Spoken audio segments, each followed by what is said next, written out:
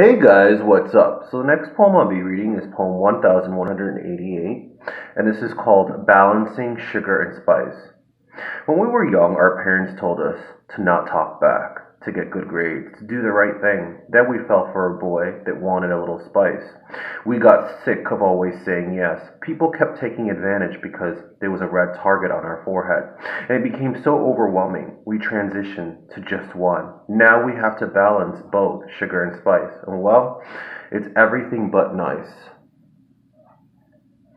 Balancing sugar and spice. Dealing with this on a day to day basis could be so difficult, especially when I was always just one, and I had to literally teach myself to balance both ingredients.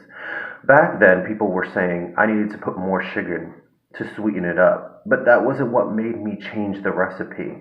I was looking into the mirror, and there were so many things I was seeing that I didn't like. As many poems as I've written about her being a monster, I didn't want to take the same direction, sugar and spice.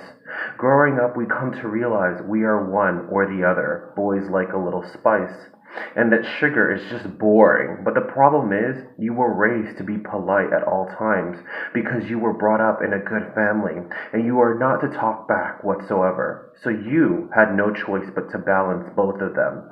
It was too much weight, and you felt like you were sacrificing a part of your soul. So you stayed sweet after all.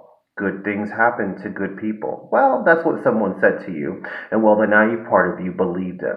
So every time someone did something wrong, you brushed it under the rug. Every time they took advantage of you, you simply said, good deeds are done for nothing in return. And even when your mind really wanted to tell your voice to say no, but yes was what came out, of course it took a toll on you. Of course it drained you, but you still did it. When the world saw this from, unfortunately, they saw it as an easy target, maybe a pushover, tears more than usual, feeling broken more than usual, worst of all, staying quiet more than usual. So one day, I just started to scream. I released all that frustration, and just like that, I transitioned. The spice took over what was there before. I didn't care how I was raised. I was going to say yes when I meant it, and no when I wanted, with no remorse. I was going to replace "you have a nice day too" with the finger and a "fuck you." I've always told the truth, even when it sabotaged so many things. So now I'm going to lie to get where I want. As days went by, I realized that this simple ingredient overtook my entire life.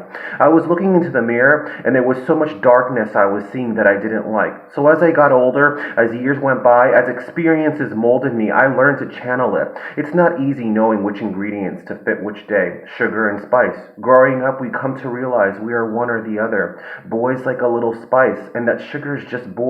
But the problem is, you were raised to be polite at all times because you were brought up in a good family, and you are not to talk back whatsoever. Thing is, I'm an adult, and now I live in the real world. So it's all about balancing sugar and spice.